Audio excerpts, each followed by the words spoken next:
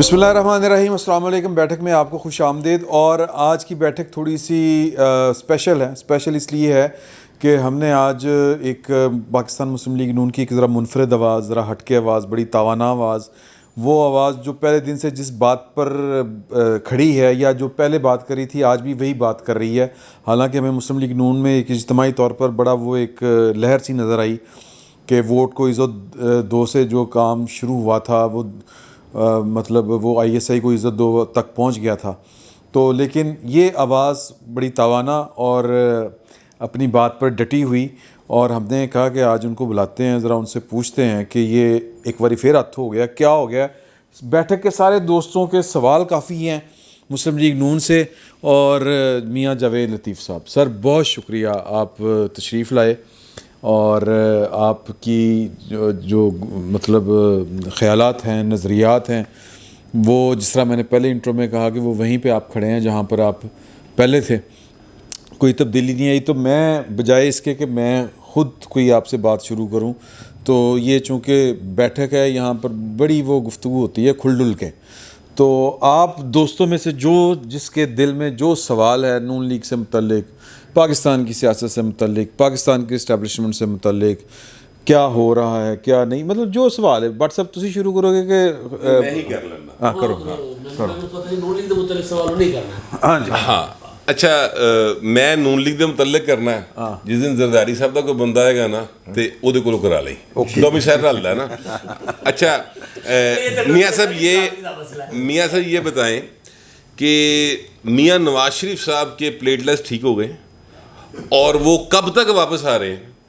क्योंकि उनकी वोट को इज़्ज़त दो का नारा जो है ना, वो फौज को इज़्ज़त दो के नारे तक चला गया है। जिसलिए मुकम्मल इज़्ज़त लग जाएगी उससे आएंगे या उससे पहले आ जाएंगे?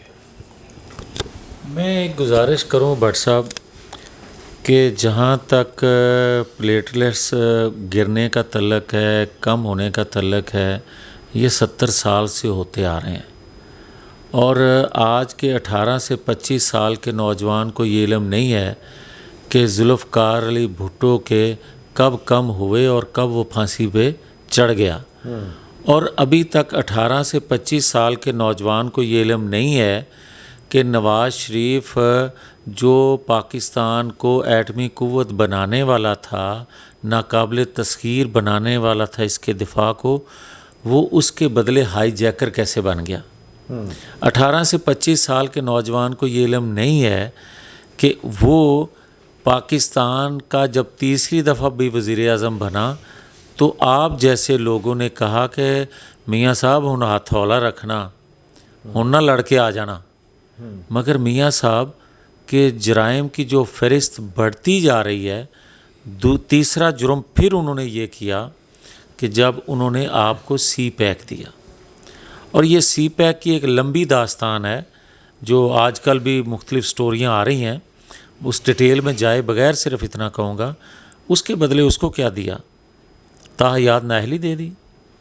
और फिर भी आप ये कहें कि नवाज शरीफ किस तरह बीमार हुआ और किस तरह ठीक होगा, मैं ये कहूँगा कि ना नवाज शरीफ की बीमारी उस वक्त तक ठीक हो सकती है जब तक पाकिस्तान की आइन कानून की बालादस्ती पे लोग अमल ना शुरू कर दें। नवाज शरीफ की लड़ाई क्या है, मुझे ये बताएं कोई कि अगर रियासत के लिए कोई काम करना, आने वाली नस्लों की खुशहाली के लिए कोई कदम उठाना इस मुल्क के अंदर जुर्म बन जाए, तो फिर तो जुल्फ़कार अली भुट्टो कोई नहीं पैदा होगा, फिर तो कोई नवाज शरीफ पैदा नहीं होगा, फिर तो यही होगा कि कोई परवेज़ मुशर्रफ पैदा कर लेंगे आप, कोई ज़ियाउल हक पैदा कर लेंगे, कोई और पैदा कर लेंगे। मगर नवाज शरीफ, जुल्फ़कार अली भुट्टो तभी पैदा होंगे जब कौम अपने मौसन को बुलाएगी नहीं, अपने दुश्मन को भी नज़रअंदाज नहीं कभी करेगी। कौमें तो इस तरह बनती हैं, मगर कौम ये कौम है, इस कौम ने हमेशा आइन कानून की बालादस्ती के लिए अमली तौर पे कदम उठाया है, तकलीफ़ें सही हैं। ज़िंदा मिसाल 17 जुलाई का इलेक्शन आप देख लें, जिस शख्स ने, और ये नवाज शरीफ ने 5-7 साल की बात नहीं है, 18 से 20 25 साल का नौजवान इस बात को भी नहीं जानता कि भाई नवाज शरीफ आज पहली दफ़ा ये काम नहीं कर रहा वोट को इज़्ज़त दो की बात। जब उसको हाईजैकर बनाया गया था उसने तो उस वक्त भी आवाज़ बुलंद की थी। और जो ये बात कहते हैं कि वोट को इज़्ज़त मिल गई या किसी और को इज़्ज़त मिल गई, तो भट्ट साहब कोई ये नहीं सोचता कि हाईजैकर बना के जब उसको एग्ज़ाइल में रखा गया था, क्या वो जेल का दरवाज़ा तोड़ के गया था? इश्तिहारी था। उस वक्त की हुकूमत जो थी, उस वक्त जिसने कब्ज़ा किया हुआ था आपकी रियासत पे, उसी ने बाहर निकाला था अपनी वजह से, अपने खौफ, अपने डर से कि ये बंदा यहाँ रहेगा तो मेरे लिए ख़तरा होगा। अपनी सहूलत के लिए ये काम किया। और फिर 8 साल बाद क्या इन्हीं अदालतों से जो हाईजैकर था जिसको 25 साल सज़ा थी, 8 साल बाद क्यों वो सज़ाएं वापस हुई थी? क्या वो NRO था? किसकी ये हैसियत थी? किसके ये इख्तियार में था कि आप रिव्यू पिटीशन का भी एक टाइम है 30 डेज, आज कहा जाता है ना 30 डेज, तो उस वक्त 8 साल बाद किसने सुनी थी? क्यों सुनी थी? मेरे कहने पे सुनी थी। और आज भी जो बंदा बात करता है कि रात को 12 बजे अदालत खुलती है, मेरे कहने पे खुली है। जिसके लिए खुली, जिन्होंने खुलवाई, खुल गई। और उसके बाद कितनी दफ़ा रात को वो अदालतें खुल चुकी हैं और वो फैसले जो हैं बार बार किसके हक़ में आ रहे हैं। और फिर यही बयान, मैं एक पाकिस्तानी हूँ, मुझे अदारों का बड़ा एहतराम है, मगर अदारों में बैठे लोगों से जो गलतियाँ होती हैं उसका तज़करा कौमें नहीं करेंगी, आगे कैसे बढ़ोगे आप? मियाँ साहब के बारे में एक्चुअली मैं पूछ रहा था कि मियाँ साहब की वापसी कब होगी? यानी वो इलेक्शन से पहले आ जाएंगे, 2 महीने में आ जाएंगे, कि इलेक्शन के बाद आएंगे? और देखें, इसमें एक थोड़ा सा, मियाँ साहब जब वापस आएंगे तो क्या उनको आपने जेल भेजने के लिए लाना है या इलेक्शन कैंपेन लीड करने के लिए लाना? मेरा भी ऐड कर लें कि ये तक वैसे आए क्यों नहीं, गवर्नमेंट आपकी है, उनका आना तो खैर वो बात की बात है। उनकी ये जो टीवी के ऊपर पाबंदी है, ये आपकी गवर्नमेंट में चली जानी चाहिए थी। वो आप जब आपकी गवर्नमेंट नहीं थी, इमरान खान की गवर्नमेंट थी, लोगों ने, सहाफ़ियों ने पिटिशनें डाली थी, अगर आपको याद होगा कि जी कि आप किसी के ऊपर पाबंदी कैसे लगा सकते हैं। तो वज़ीर आज़म आपकी पार्टी का है, वज़ीर दाखिला आपकी पार्टी का है, गवर्नमेंट आपकी है, वज़ीर इत्तलात आपके हैं। तो मतलब कुछ ना होता, इतना ही हो जाता कि वो उन पे अगर वो प्रेस कॉन्फ्रेंस करते हैं, किसी जलसे में खिताब करते हैं, तो वो बाकी लीडरों की तरह वो भी स्क्रीन पे आ जाते हैं। तो ये हुकूमत का फ़ायदा क्यों है, मुझे समझ नहीं आ रही। ये शाह साहब, भट्ट साहब, आप सारी जो बात कर रहे हैं, ये बात मैं कैबिनेट मीटिंग में कह चुका हूँ। हाँ, मैंने उस वक्त ये सवाल कैबिनेट के सामने रखा था कि मुझे ये कोई बता दे कि नवाज़ शरीफ को आप ला नहीं सकते, क्यों नहीं ला सकते। नंबर 2 ये है कि अगर 2 माह पहले अगर आप ये कहते थे और सबका ये मौक़िफ़ था कि नवाज़ शरीफ बेगुनाह है, तो या आज बताएं कि नवाज़ शरीफ गुनाहगार है, तब नहीं वो आप उनको ला सकते। अगर बेगुनाह है तो रियासत की जो मशीनरी है, रियासत पे जो हुकूमत कर रही है लोग, उनका फ़र्ज़ है किसी को इंसाफ देना। उसी तरह जिस तरह एक गुनाहगार पे हाथ डालना। आप मुझे ये बताएं कि आपको 3-4 माह, ये मैं हुकूमत से सवाल कर रहा था, अब आप कहेंगे कि तुसी भी तो हिस्सा ही जे, तो मैं अगर हिस्सा वहाँ तो मैनू समझ नहीं आ रही कि ये कितने बाइख्तियार हैं ये हुकूमत में होते हुए हम लोग, कि हम इमरान खान की करप्शन पे हाथ नहीं डाल सकते और बेगुनाह नवाज शरीफ को ला नहीं सकते। अब आपका जो सवाल है कि वो क्यों नहीं आ रहे, ये वही रुकावटें हैं जो इमरान खान को गिरफ़्तार नहीं होने देती, उस पे हाथ नहीं डालने देती, उसकी करप्शन को बेनकाब नहीं करने देती। वही रुकावटें हैं जो नवाज शरीफ के सामने खड़ी हैं, उसको वापस नहीं आने देती। मगर मैं ये कहूँ कि अगर ये सिलसिला कुछ देर और चला इस तरह, तो नवाज शरीफ रुकने वाला नहीं है। नवाज शरीफ ने یہ کڑوی گولی اس لیے کھائی تھی جب یہ ان کو کہا گیا بار بار کہ سیاست رکھنی ہے یا ریاست رکھنی ہے. سیاست تو کرتے ہی لوگ اس لیے ہیں قومی جماعتیں ریاست کے لیے، مگر ماضی میں کسی نے مثال ایسی نہیں دی کہ اپنی سیاست قربان کر کے ریاست کو بچایا ہو. مسلم لیگ نے وہ بھی کر دکھایا کہ سیاست قربان ریاست کے لیے کر دی. مگر سوال پھر وہی ہے کہ کیا اس سے ریاست بچ رہی ہے؟ بھئی جس مقصد کے لیے مالیاتی اداروں سے آپ نے ایک ڈیل کے لیے ایک ان کے ساتھ معاہدے کے لیے جو آپ اس حکومت کو لے کر آئے تھے کہ انٹرم سیٹ اپ میں کوئی کرے گا نہیں مالیاتی ادارہ اس سے ڈیل آسان شرائط پہ، تو وہ بھی تو نہیں ہو رہی. اس کے لیے رکاوٹیں کون کھڑی کر رہا ہے؟ اس لیے میں یہ کہوں گا کہ نواز شریف نے بڑی قربانی دے لی، مگر جو حالات آج پاکستان کے بن گئے ہیں اور خاص طور پر 18 سے 25 سال کے نوجوان کو علم ہی نہیں ہے کہ قربانی کون دینے والا ہے اور ملک کو تباہ کرنے والا کون ہے. نواز شریف رکنے والے نہیں ہیں، نواز شریف ہارا ہے پاکستان. اچھا میاں صاحب میں ایک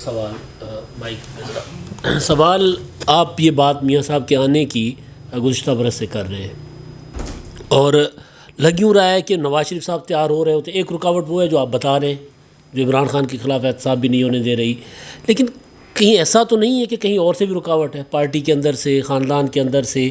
میاں صاحب کے آنے، کیونکہ میاں صاحب آئیں گے تو یہاں تو بہت سے ان کی دکانداریاں بند ہو جائیں گی، تو کہیں ایسا تو نہیں ہے کہ اپنے گھر کے اندر یعنی پارٹی اپنے جو ہم خیال لوگ ہیں وہ بھی اس طرح کوئی رکاوٹ کھڑی کر رہے ہیں؟ آپ تو بار بار کہہ رہے ہیں میاں صاحب آ رہے ہیں اور پھر آپ کے بیان کی تردید بھی آپ کی پارٹی کے اندر سے آ جاتی ہے. میں آپ بجا فرما رہے ہیں، مگر خاندان کے اندر تو ایسی کوئی بات نہیں ہے اور نہ تصور کی جا سکتی ہے. جہاں تک جماعت کے اندر یا جماعتوں کے اندر مختلف سوچ کے مختلف رائے رکھنے والے لوگ ہوتے ہیں، میں نے جب بات کی تھی 1 سال پہلے، میں آج بھی کہہ رہا ہوں کہ میں نے کہا تھا کہ دسمبر 2021 میں نواز شریف آ رہے ہیں، اور آپ نے دیکھا کہ 15 دسمبر کو عمران خان اس وقت کا پرائم منسٹر تھا. اس نے کابینہ کی میٹنگ میں کہا کہ نواز شریف کے لیے ایک ہیوی انویسٹمنٹ کر کے اس کا راستہ صاف کیا جا رہا ہے. آج تک اس حکومت کو بھی نہیں پتہ اور اس نے بھی نہیں بتایا کہ وہ ہیوی انویسٹمنٹ تھی کہاں کرنی، اس کو اس انویسٹمنٹ کہاں کرنی تھی جس سے اس کے راستے صاف. تو میری بات کا ثبوت یہی ہے کہ نواز شریف آ رہا تھا تو اس کا وقت کا پرائم منسٹر روکنے کی منصوبہ بندی کر رہا تھا، اور آج بھی میں سمجھتا ہوں کہ یہ حقیقتاً نواز شریف پاکستان سے دور نہ رہنے والا ہے نہ رہ سکتا ہے. وہ آ رہا ہے، مگر جہاں جہاں سے رکاوٹیں کھڑی ہو رہی ہیں وہ ہم دیکھ بھی رہے ہیں اور آپ محسوس بھی کر رہے ہیں.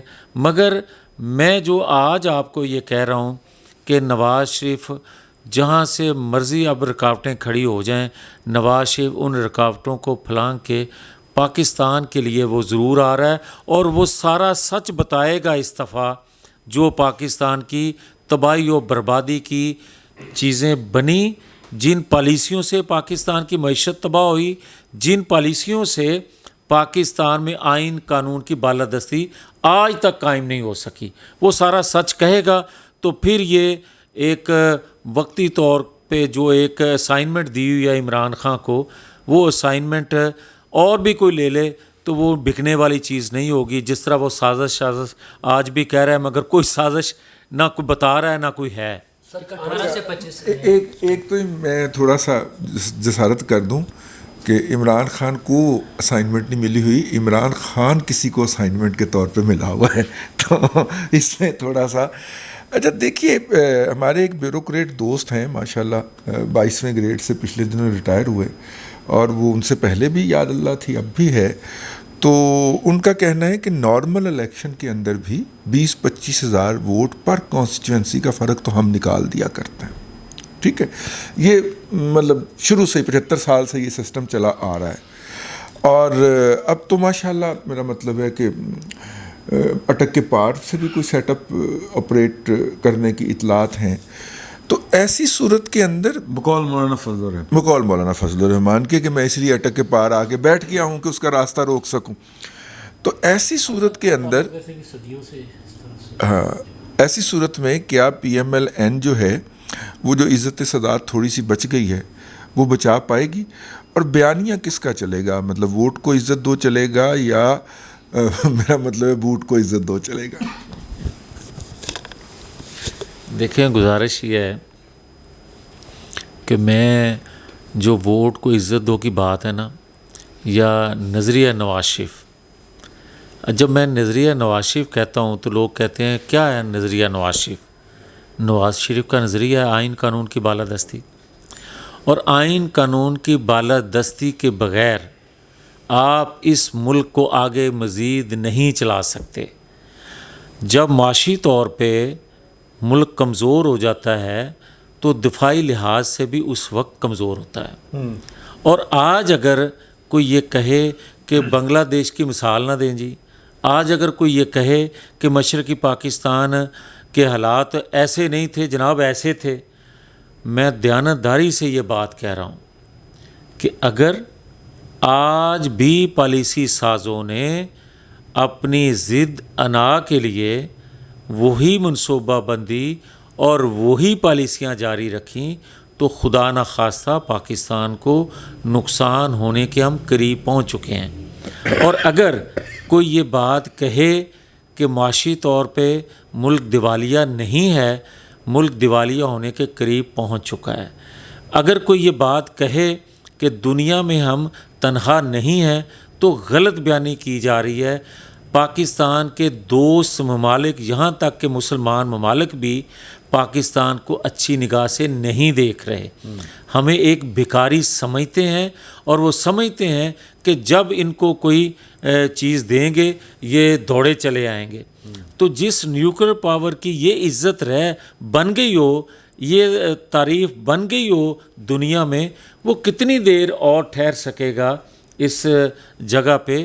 تو میں یہ کہنا چاہتا ہوں کہ پاکستان کے اندر جو کھلواڑ سب نے مل کے کیا اور اس میں ہر بندے نے حصہ بقدر جثہ ڈالا ہے، وہ پولیٹیشین نے بھی ڈالا ہے، مگر سب سے زیادہ گناہ گار جو وہ ہیں جنہوں نے آئین قانون کو پروان نہیں چڑھنے دیا، آئین قانون کو تسلیم نہیں کیا.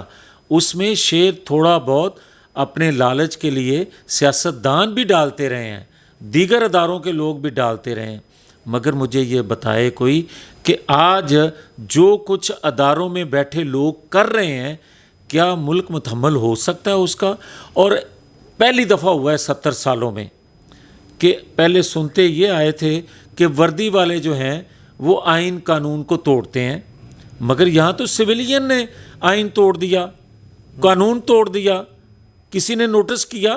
ہم پہ الزام تھا کہ ہم نے سپریم کورٹ پہ حملہ کیا، اس وقت بھی یہی ہوا تھا کہ بغیر اجازت کے مسلم لیگ کے لوگ جو تھے سپریم کورٹ کی عمارت میں داخل ہو گئے اور اس سے عمارت کے شیشے ٹوٹے.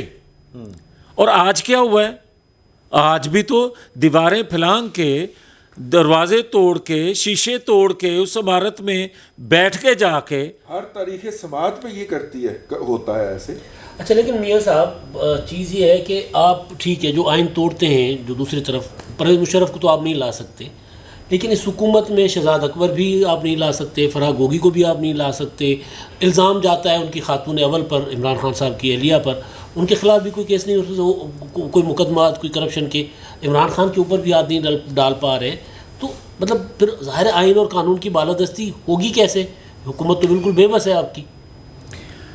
دیکھیں میں ایک جرم کرتا ہوں اور سب کے علم میں ہے کہ یہ اس محلے میں ویلا بندہ ہے، چورا چکاری کرتا ہے. مجھے پولیس اسٹیشن والے کال نہیں کرتے، مجھے پکڑتے نہیں، تو میری کوئی سرپرستی تو کرنے والا ہے نا. اگر میری کوئی سرپرستی کرے گا میرے پہ ہاتھ کوئی نہیں ڈالے گا.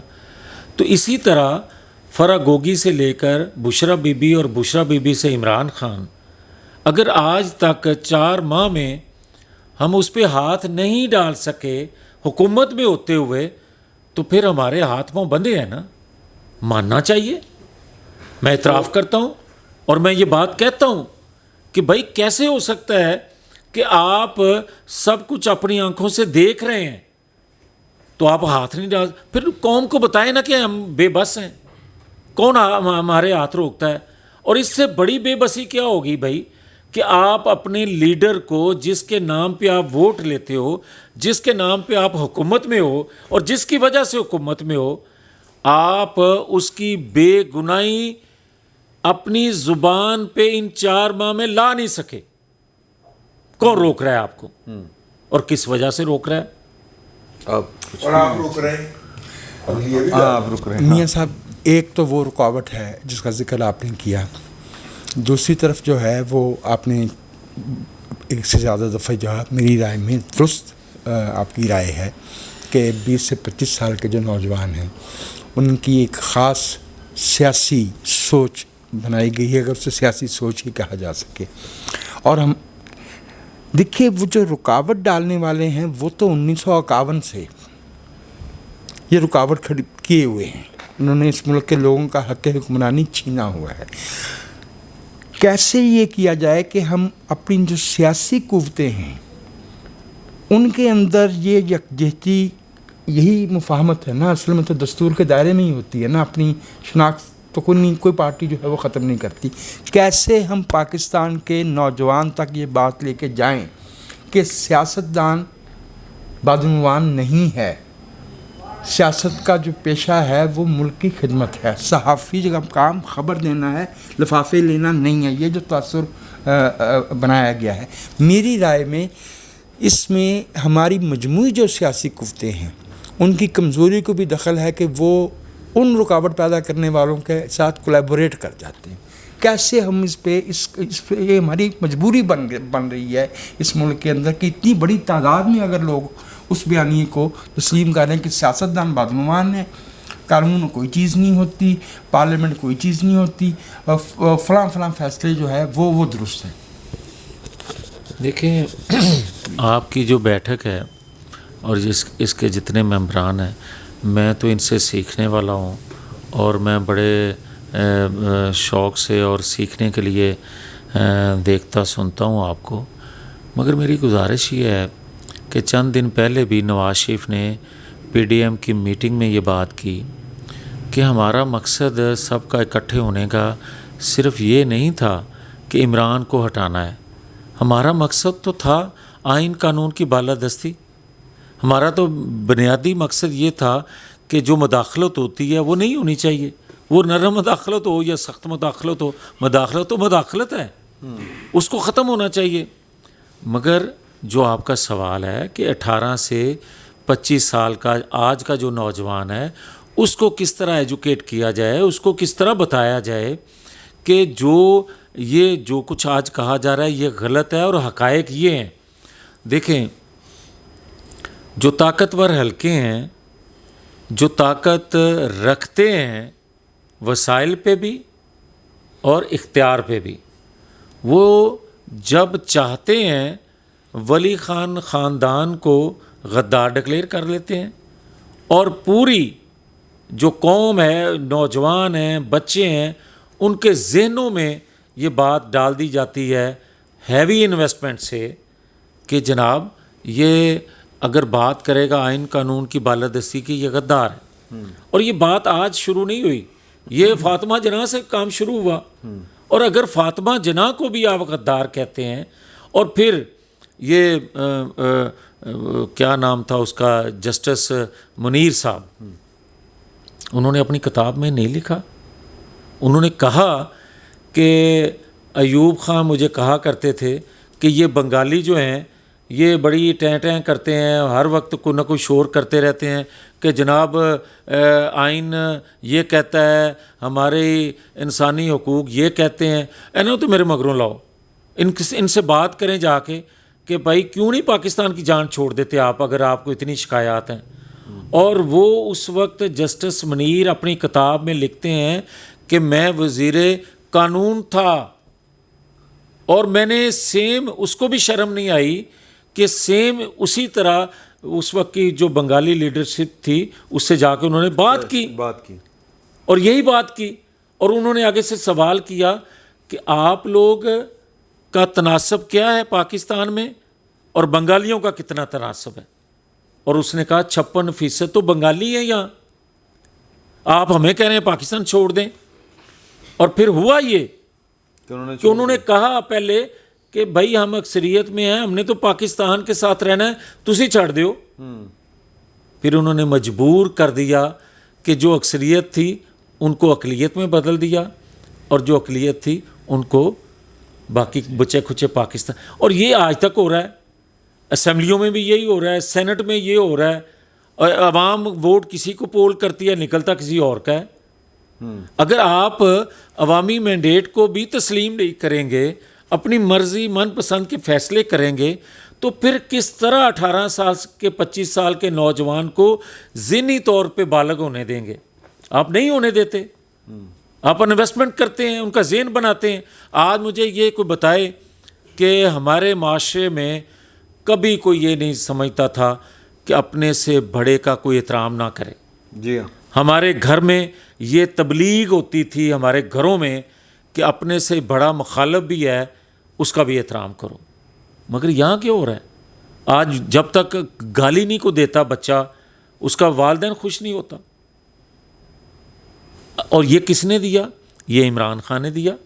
تو میں ہر ایک کو تو یہ ہے تو وہ ہے. ہر ادارے میں بیٹھے شخص کا اس نے نام لے کر اس کی تذلیل کی ہے, گالیاں دی ہیں, اور پھر بھی وہی لاڈلا ہے. اور وہ ادارے اس کے صدقے واری جا رہے ہیں, اس کے مفادات کا تحفظ کر رہے ہیں, اسے پولیٹیکلی سیکیور کر رہے ہیں.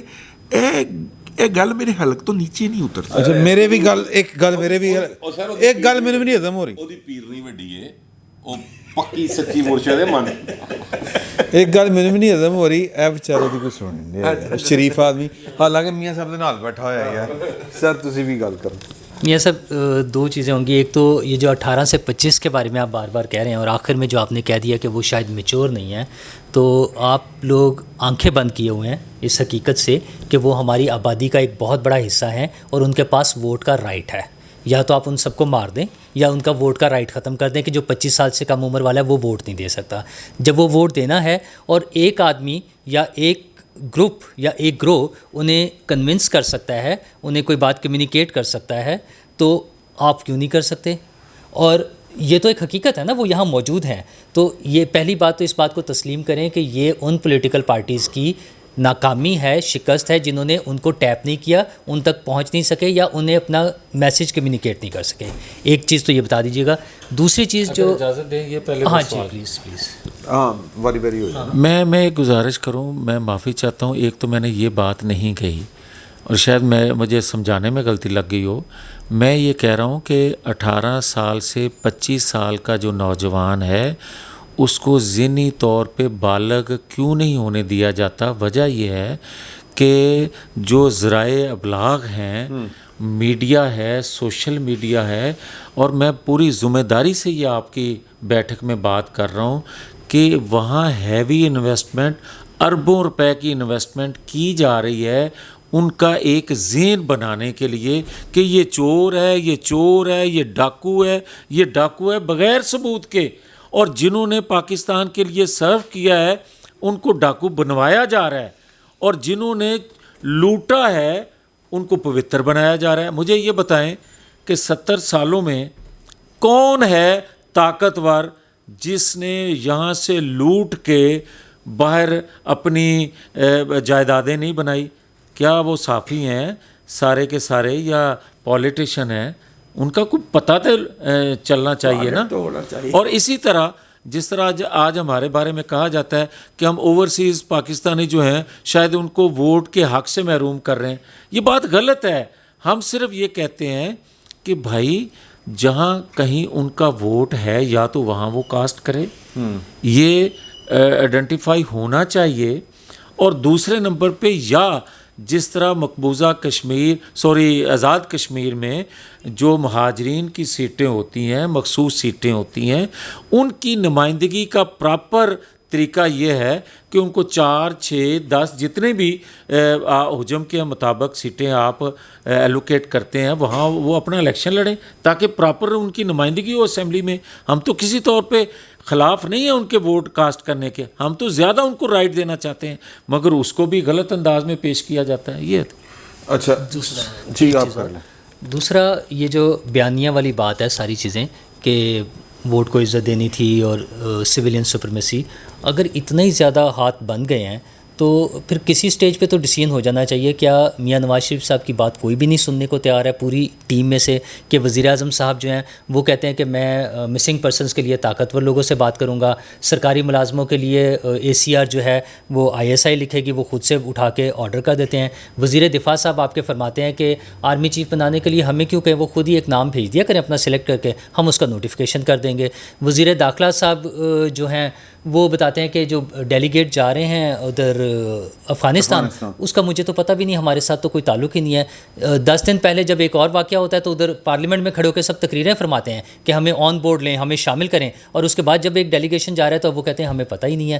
تو جب کسی بھی چیز میں انوالو نہیں ہیں آپ تو حکومت کس لیے, صرف بدنامی کمانے کے لیے کر رہے ہیں یا کوئی بہت مطلب اتنی زیادہ کس چیز سے بلیک میل ہو گئی ہیں آپ لوگ, کیوں اتنا زیادہ کمپرومائز ہیں, چھوڑ دیں پھر. مطلب کس چیز نے آپ کو روکا ہوا ہے کہ میاں صاحب آ نہیں سکتے, مریم بی بی جا نہیں سکتی, تقریر ان کی آ نہیں سکتی, بات وہ کر نہیں سکتے, آپ جیسے لوگ ایک دو باتیں کرتے رہیں گے, بڑی اچھی لگتی ہیں یہ باتیں, مطلب وہ جمہوریت کے لیے اس طرح کی باتیں اکثر کتابوں میں بھی لکھی ہوتی ہیں, ہمیں بہت اچھی لگتی ہیں, فیسینیٹ کرتی ہیں, لیکن پریکٹیکلی تو آپ کی پارٹی اس حوالے سے کچھ بھی نہیں کر رہی. میکسیمم یہ ہوگا کہ اگلی دفعہ آپ کو بھی کھڈے لائن لگا دیا جائے گا بس. دیکھیں جو آپ نے فرمایا ہے کہ نواز شریف کی کوئی بات سننے والا نہیں, میں دیانتداری سے آپ کو کہتا ہوں کہ 99.9 لوگ ووٹر ہیں, پارلیمنٹیرین ہیں, سارے کے سارے نواز شریف کے نظریے سے متفق ہیں کہ آئین قانون کی بالادستی کے بغیر آپ اس ملک کو مزید آگے نہیں چلا سکتے. اب پرابلم کہاں ہے؟ پرابلم یہ ہے کہ مسلم لیگ کی حکومت کو کبھی بھی اداروں میں بیٹھے لوگوں نے قبول نہیں کیا. آج بھی اتنی بڑی قربانی کے بعد کہ لوگ کہتے تھے کہ اگر 4-6 ماہ اور حکومت میں رہ گیا عمران خان تو اس کا ٹکٹ لینے والا کوئی نہیں ہوگا. آپ دیکھیں کہ وہ ملبہ جو ہے, وہ گند جو ہے 4 سالوں کا اس کا, وہ بھی ہم نے اٹھایا, مگر ہمیں کسی نے یہ مینڈیٹ نہیں دیا تھا اور نہ دیا ہے کہ, اور یہ نواز شریف بھی اس میں شامل ہیں, کہ ہم اداروں کا ملبہ, ان کی غلطیاں, اداروں میں بیٹھے لوگوں کی, آئین قانون سے ماورا جو انہوں نے اقدامات کیے جس کی وجہ سے معیشت کا یہ حال ہوا, جس کی وجہ سے سوال اٹھ رہے ہیں نیوکلیر پاور کے حوالے سے کہ پاکستان خطرے میں ہے, وہ ملبہ ہم اٹھانے کے لیے تیار نہیں ہیں. مگر اگر کوئی اپنی کمزوری کی وجہ سے وہ اٹھائے گا تو پھر نتیجہ 17 جولائی والا آپ کے سامنے آئے گا. اس لیے نواز شریف کا بار بار کہنا ہے, ہم بھی بار بار کہہ رہے ہیں کہ اپنا وزن جس کا ہے وہ خود اٹھائے, اپنا بوجھ غلطیوں کا ہر بندہ خود اٹھائے. ہم نے ایک بڑے مقصد کے لیے, ایک بڑے کاز کے لیے ایک قربانی دی ہے کہ ہم نے ریاست کا جو ملبہ ریاست پہ ڈال دیا گیا تھا, اور ریاست کو چلانے کے لیے ہم نے جو ملبہ اٹھایا ہے وہ ہم سیاست قربان کر کے اٹھا رہے ہیں, مگر ریاستی اداروں میں بیٹھے لوگوں کا ملبہ اٹھانے کے لیے ہم تیار نہیں ہیں جو ہم پر لادا جا رہا ہے. میاں صاحب ایک بڑا میں چھوٹا سا کر لو پھر میں آخری سوال میں صرف باقی چلیں ٹھیک ہے, بہت سی چیزوں میں آپ بلیک میل ہو رہے ہیں, آپ کو کام نہیں کرنے دیا جا رہا. پاکستان اس وقت سپر فلڈ سے گزر رہا ہے, بلوچستان پورا کا پورا ڈوبا ہوا ہے. وہاں آپ کو کون جانے سے روک رہا ہے؟ بلوچستان ہو گیا, پنجاب کے ایریاز ہو گئے, فیڈرل گورنمنٹ کی ایک ذمہ داری ہے, NDM ایک ادارہ بنا ہوا ہے, کوئی پتہ ہی نہیں. سیاست کے عدالتوں کی کارروائیاں چل رہی ہیں, پورا میڈیا ادھر, ہم لوگ بھی ادھر بات کر رہے ہیں, حکومت کا فوکس بھی ادھر ہے, اور لوگ ڈوب رہے ہیں, لاشیں یوں اس کے نیچے کیچڑ کے نیچے سے نکل رہی ہیں. تو اس طرف حکومت کو کون روک رہا ہے؟ وہاں تو کم از کم کچھ کرنا چاہیے حکومت کو. آپ بجا فرما رہے ہیں. آپ یہ دیکھیں کہ 4 ماہ کی حکومت کو ایک دن بھی صوبے کی ہو یا وفاق کی کسی نے ٹکنے دیا, کسی نے یہ موقع دیا کہ جس مقصد کے لیے ہم آئے تھے, معیشت کو درست کرنے کے لیے, ڈالر کو روکنے کے لیے, پیٹرول کو روکنے کے لیے, اس کی بڑھتی ہوئی قیمت کو, کچھ سوال یہ ہم سے پوچھے کہ تہاڈے نال ہویا کی ہے اور کس طرح کیا جا رہا ہے. اس پر کھل کے ہم بات کریں گے. اور جو میں بات کہتا ہوں کہ نواز شریف نے پورا سچ بول دیا تو کسی کو منہ چھپانے کی جگہ نہیں ملے گی. یہ 4 ماہ کا بھی جو کچھ ہمارے ساتھ کیا جا رہا ہے, ہمیں مجبور نہ کیا جائے. ہم ملک کی مفاد میں کئی چیزوں پہ کمپرومائز کر رہے ہیں, مگر بول دیں گے سب کچھ. یہ مجبوری اور برداشت کا جو مادہ ہے وہ کتنا ہے؟ حکومت ختم ہونے کے بعد بول دیں گے. نہیں, دیکھیں بات یہ ہے کہ حکومت ختم ہونے کے بعد ہمیشہ ہم بولتے رہے ہیں اور لوگ وہ ہماری رونا دھونا سن سن کے تنگ آ گئے ہیں. اب اگر ہم نے اپنی تکلیفوں کا حکومت سے نکلنے کے بعد اظہار کیا تو کوئی نہیں مانے گا. تو حکومت میں بیٹھ کے کچھ چیزیں ہم نے کہنا شروع کر دی ہیں اور کچھ اگلے دنوں میں اگر ان رکاوٹوں کو ہٹایا نہ گیا تو ہم کھل کے کہیں گے. اور اگر کسی کے ذہن میں یہ بات ہے کہ اتنی بڑی جماعت کو کوئی ہضم کر لے گا, نواز شریف کی قربانیوں کو کوئی ہضم کر لے گا, تو یہ اس کی بھول ہے. ہم سب کچھ بتائیں گے اور کسی طور ہضم نہیں کرنے دیں. لطیف صاحب تو یہ بات کر رہے ہیں نا, اب جن سے توقع ہے وزیر اعظم صاحب وہ کریں گے. دیکھیں میں یہ نہیں کہہ سکتا, مگر میں یہ کہنے میں آزاد ہوں کہ جماعت کے تمام لوگ, جماعت کے ووٹر سپورٹر اور جماعت کے قائد, میں بھی ایک ورکر ہوں, پرائم منسٹر بھی نواز شریف کے ایک ورکر ہیں, تو اس کی قربانیوں کو ہم رائے گا نہیں جانے دیں گے. مسلم لیگ کے ووٹر سپورٹر کی جیلوں کی صحبتوں کو, برداشت کرنے کی صحبتوں کو ہم رائے گا نہیں جانے دیں گے. ہم حکومت میں ہوتے ہوئے رکاوٹیں ہٹائی نہ گئیں تو سب کچھ بتائیں گے. یاد آ گیا نا ایک اور چیز, کل مولانا صاحب نے کہا تھا پی ڈی ایم کی میٹنگ کے بعد کہ عمران خان کے متعلق بڑا فیصلہ ہو چکا ہوا ہے. ظاہر ہے جیل بھیجیں گے, کب تک بھیجیں گے؟ یہ میرے علم میں نہیں ہے کہ کہاں فیصلے ہوتے ہیں. جو میں دیکھ رہا ہوں وہ تو ایسا کوئی فیصلہ نہیں دیکھ رہا, اور جو میں دیکھ رہا ہوں, جو میری خواہش ہے, جو میری ڈیمانڈ ہے بطور پاکستانی کے, وہ یہی ہے کہ ایک جیسا قانون سب کے لیے ہونا چاہیے, ایک جیسا انصاف سب کے لیے ہونا چاہیے. اب آپ دیکھیں نا کہ میرے انتہائی عزیز محترم جسٹس صاحب نے اپنے انٹرم آرڈر میں یہ لکھا ہے کہ شاید وہ صفحہ 7-8 پہ ہے کہ انہوں نے فرمایا کہ آئین کی تشریح کرتے ہوئے کوئی غلطی ہو جائے یا آئین کوئی ایسا ہو جائے تو اس کی اصلاح اس کو درست کیا جا سکتا ہے. تو میں ایک پاکستانی کے, ایک طالب علم کے, ایک ادنا سا بندہ ہونے کے میرا حق تو یہ ہے نا کہ میں سوال کر سکوں کہ دیکھیں پہلی غلطی کا فائدہ بھی عمران خان کو اور دوسری کا فائدہ بھی عمران خان کو. کیا یہ کھلا تضاد نہیں ہے؟ آخری بات میں آپ سے یہ پوچھنا چاہتا ہوں کہ عمران خان صاحب کا الزام ہے کہ ایک بھائی فوج کے خلاف بولتا رہتا ہے, دوسرا بھائی فوج کے بوٹ پالش کرتا رہتا ہے, جس کا جہاں سے کام نکلتا ہے یہ سجے کھبے لیفٹ ہینڈ جو گڈ کاپ بیڈ کاپ یا left hand right hand batsman, تو یہ یوں کر کے کام نکالتے ہیں اپنا. اس پہ آپ کیا کہتے ہیں؟ ابھی بھی نواز شریف صاحب کی طرف سے باتیں کچھ آ رہی ہیں یا جس طرح آپ کے اپنے خیالات ہیں, اور پارٹی جو ہے شہباز شریف صاحب کی وہ کسی اور طریقے سے گورنمنٹ پوری کی پوری بیہیو کر رہی ہے کہ اچھا بچہ, ویری گڈ بچہ, جو کہہ رہے ہیں ہو ہی جا رہا ہے, جو ادھر سے احکامات آ رہے ہیں وہ امپلیمنٹ ہوتے جا رہے ہیں. شاہ صاحب جس بندے کو کوٹ کر کے آپ بات کر رہے ہیں, میں آپ سے سوال کر لیتا ہوں کہ مجھے یہ بتائیں کہ وہ 4 ماہ پہلے تک تو کہتا تھا کہ ہم سب ایک پیج پہ ہیں, اور 4 ماہ کے بعد اس نے جو راگ لگایا, اس نے کہا کہ جناب جو نیوٹر ہیں وہ میرے ساتھ کھڑے ہو جائیں, اگر انہوں نے غلطی کی ہے تو چھوڑ دیتا ہوں, आ जाएं मिल के करें। न्यूट्रल को न्यूट्रल नहीं वो बर्दाश्त कर रहा, न्यूट्रल को कह रहा है आओ मिल के आगे चलते हैं। हमारी तो ये कभी ख्वाहिश रही नहीं, और इसी चीज़ के हम ख़िलाफ़ हैं कि अदारों को किसी के साथ गैर आइनी तौर पे नहीं खड़े होना चाहिए। किसी का सपोर्टर, किसी का लिए कोई अच्छा अलकाब जो हैं या बुरे अलकाब से नवाजना नहीं चाहिए, बल्कि अदारों को आइन में रहते हुए अपना काम करना चाहिए। मगर ये जो ख्वाहिश करता है, ये तो ख्वाहिश ही ये करता है कि सिलेक्शन कमेटी जिस तरह इसको लाई थी, वही सिलेक्शन कमेटी जो है फिर से फाल हो और मुझे सिलेक्ट करके बिठाए। ये है इसकी डिमांड, जो हम किसी तौर पूरी नहीं होने देंगे।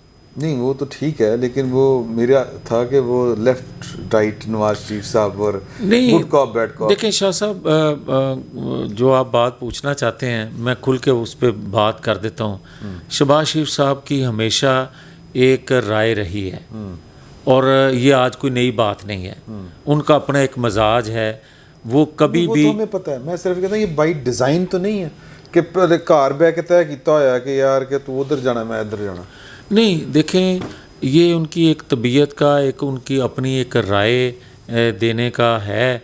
वो हमेशा अपनी राय देते रहते हैं, हम भी अपनी राय देते हैं, मगर हतमी फ़ैसला जिस तरह पहले मैं कह चुका हूँ, मैं भी नवाज शरीफ का एक वर्कर हूँ, शहबाज शरीफ भी एक नवाज शरीफ का वर्कर हैं। हतमी फ़ैसला जब नवाज शरीफ कर लें, फिर किसी वर्कर में हिम्मत नहीं होती कि वो उससे इख्तलाफ करे, राय पहले ज़रूर देते हैं। तो फिर ये हुकूमत में आने का फ़ैसला नवाज शरीफ साहब का इन्होंने कायल किया, ठीक है, इन्होंने कायल किया कि इस मकसद के लिए हमें हुकूमत में आना चाहिए। वो मकसद मैं पहले बयान कर चुका हूँ। अब बात ये थी कि उन्होंने इत्फाक कर लिया था, तब भी उन्होंने कहा था कि फौरी तौर पे जो कानून साजी करनी है विदिन 1-2 वीक करके आप इंतखाब की तरफ जाएं, क्योंकि जब तक आपको फ्रेश मैंडेट हासिल नहीं होगा, आपके पास ये इख्तियार नहीं है कि आप बड़े फैसले करें। तो मैं समझता हूँ कि उससे इनराफ जो हमने किया वो हमारी गलती थी, और वो गलती हमें 17 जुलाई को भुगतनी पड़ी है। चले जी, फिर आगे भी अगर हुकूमत चलती है तो फिर मतलब मामला जिस तरह भी जाएंगे, जो भी आपका आना है जाना है, नफ़ा नुकसान के ज़िम्मेदार जो हैं वो नवाज शरीफ साहब ही होंगे। सादा सी बात, हम इसको यूँ लेते हैं। नहीं, मैं नहीं समझता कि नवाज शरीफ ज़िम्मेदार होंगे, बल्कि जो नवाज शरीफ के फ़ैसलों पर अमल फौरी नहीं करते, ये ज़्यादा भारी ज़िम्मेदारी उन पे होगी। और जिन्होंने जिस मकसद के लिए कुर्बानी दिए कर ये हुकूमत संभाली, उसके रास्ते में रुकावटें खड़ी करने वाले ज़िम्मेदार होंगे अगर रियासत को कोई नुकसान पहुंचा। चलें जी, बड़ी मेहरबानी, बहुत शुक्रिया आपका, बहुत अच्छा लगा आपसे बात करके। मेरा ख्याल है कि बड़ी खुल के बातें हुई हैं, और कोई शायद बात इस तरह की रह नहीं गई को जो हमने कोई टके छुपे अंदाज की थी है, बहुत ज़्यादा खुल के नूरुल्लाह साहब की रह जाती हैं। तो इंशाल्लाह अगली नशिस्त में आपके साथ जो आज की या इस हफ्ते में जो बड़े बड़े वाक़यात हुए हैं उस पर गुफ्तगू करेंगे। फ़िल वक्त इतना ही, बहुत बहुत शुक्रिया।